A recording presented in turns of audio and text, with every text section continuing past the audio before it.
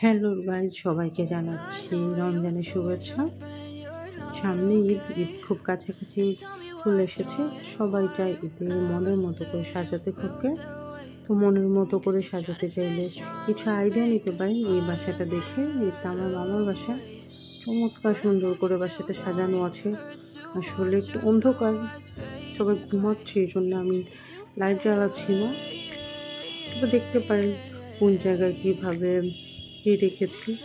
এই জায়গাটা হচ্ছে একদমই প্রবেশ যে গেট আছে ফ্ল্যাটের দরজার মুখে, এখানে জুতা পরার জন্য একটা টুল রাখা আছে,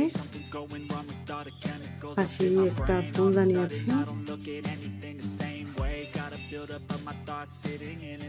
এখানে শোপিস রাখা আছে ছোট্ট একটা টেবিলে,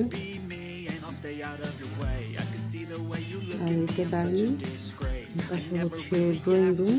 ডাইনিং এ ছোট্ট একটা সোফা আছে।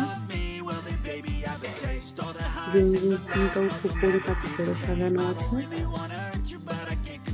আমি ডুবতে দেখাই, তারপরে কাছ থেকে দেখাবো আপনাদেরকে।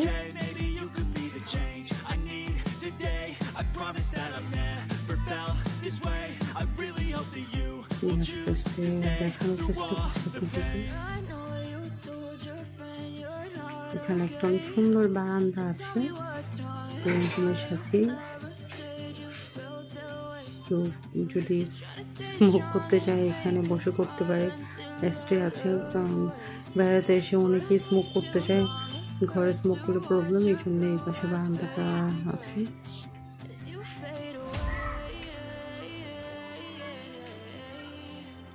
আসলে লাইট জ্বালিয়ে আমি ভিডিওটা করছিলাম, কেউ আমার লাইট বন্ধ করে দিল কেন, এটা আমার জন্য অন্ধকার হয়ে গিয়েছে।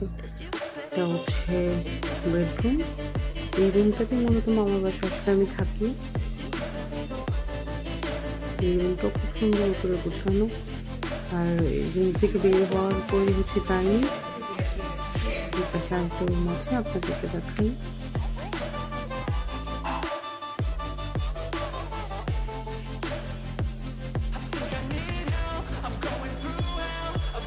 এটা হচ্ছে নিশা, মামার মেয়ে।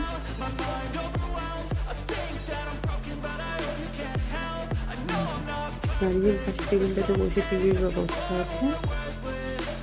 নিচে অনেক সুন্দর করে সাজানো আছে বিভিন্ন রকমের মাটির জিনিসপত্র দিয়ে।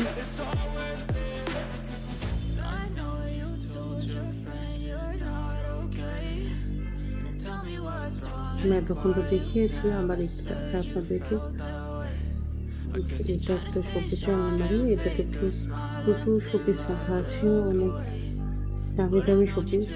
আমি খুব শৌখিন, নিয়ে দেশের বাইরে ঘুরতে গেলে অনেক শোপিস নিয়ে আসি, সেগুলো মামি সাজিয়ে রাখে এখানে।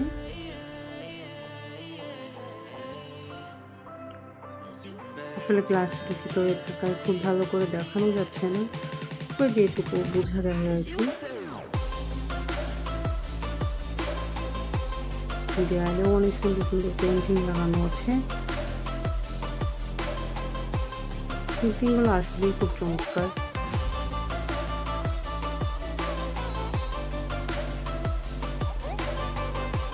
মামা আর ওয়াসি, মামার ছেলে। এখানেও দেশের কাছে কিছু শোপিস আছে, কিছু বুকস আছে এখানে। এটা টি টেবিল, এটা একটা ঘোড়া, আর ফ্রিজে অনেক ম্যাগনেট লাগানো আছে। মামি ম্যাগনেট খুব পছন্দ করে, দেশের বাইরে যেখানেই যান সেখান থেকে অনেক ম্যাগনেট নিয়ে আসে। তো ভালো থাকবেন। আজকের ভিডিও এই পর্যন্ত। আর ভিডিওটা কেমন লেগেছে অবশ্যই কমেন্ট সেকশনে জানাবেন। আল্লাহ হাফেজ।